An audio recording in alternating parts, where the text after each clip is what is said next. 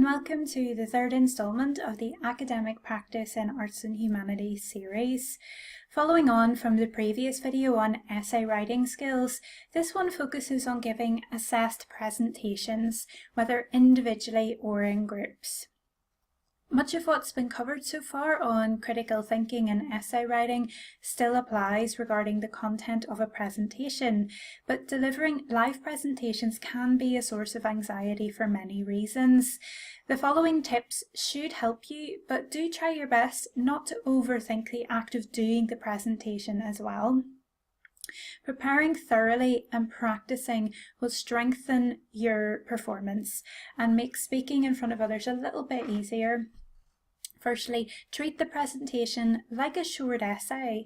Form a cogent argument that addresses the assignment brief, and do see the essay writing video for advice on that. And when you're satisfied that you've got solid analysis, build your visual aids from that, using them to illustrate your points to the audience. Follow any instruction you've been given on what those aids might be. So they could be handouts or PowerPoint slides or Prezi or clips or stills, whatever it is. If you're teaming up with other people, you'll all need to delegate and plan out everybody's portion of the workload, especially if you're all going to share one grade. Rehearse it and make sure the finished project is coherent. Time runs out surprisingly quickly when you're doing live presentations, so you'll have to get to the point quite fast.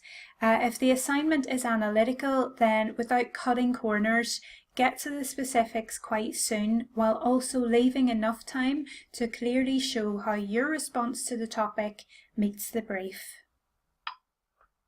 To reiterate, have an argument and an essay-like structure, including an introduction, signposting the points, building your argument, and a clear sense of your conclusion. If time permits, include a concise demonstration of your knowledge of the focus text and a quick summation of relevant context or broader issues, but only flag up points that are relevant to your argument. Engagement in close, detailed, descriptive analysis. Points supported by appropriate evidence. A convincing conclusion based on the narrative your points construct. Ensure every aspect of your presentation addresses the assessment brief and fulfills the marking criteria. Be organised. If using PowerPoint slides, be sure to use a reliable drive and consider cloud backups as well. Design your presentation so that it works without visual aids in case technological issues arise. Check with your instructor if you can use notes. I find notes are advisable as they can help you keep to time. But you should know your argument well enough to be able to look up from your notes and engage with your audience. Present everything clearly. That includes your speech and your argument and any visual aids. All of these should assist you in making your points really clearly. Practice with friends, peers or family to help you overcome any nerves and to gauge how clear your work is. If it comes across to people who aren't that well versed in your subject, then you're doing a really good job. Leave yourself time to slow down. Speaking in front of others can be scary, and it's different from practicing alone in your room or even just in your head. Allow for your pace to change. While giving the presentation, keep calm. Remember to breathe, keep hydrated, and pace yourself. It too shall end.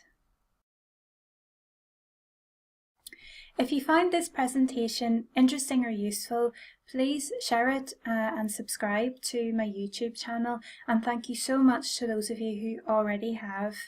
I provide these videos for free, but they take quite a lot of time and work to prepare. If you feel able to make a financial contribution to their production, Please donate in British pounds via paypal.me/PEA Blair, or consider paying a monthly subscription of an amount of your choice in US dollars on patreon.com/PEA Blair. Pledges of any amount on Patreon will enable access to transcriptions of all of my videos, and these include bibliographical references and links to further information. My Patreon page also links to my audio recordings, blog posts and publications. Any money received goes towards sustaining and improving the educational resources I make, and will facilitate the development of a website that I'm planning that's dedicated to wide accessible study of audiovisual cultures. Again, thank you so much for watching, and good luck with your presentation.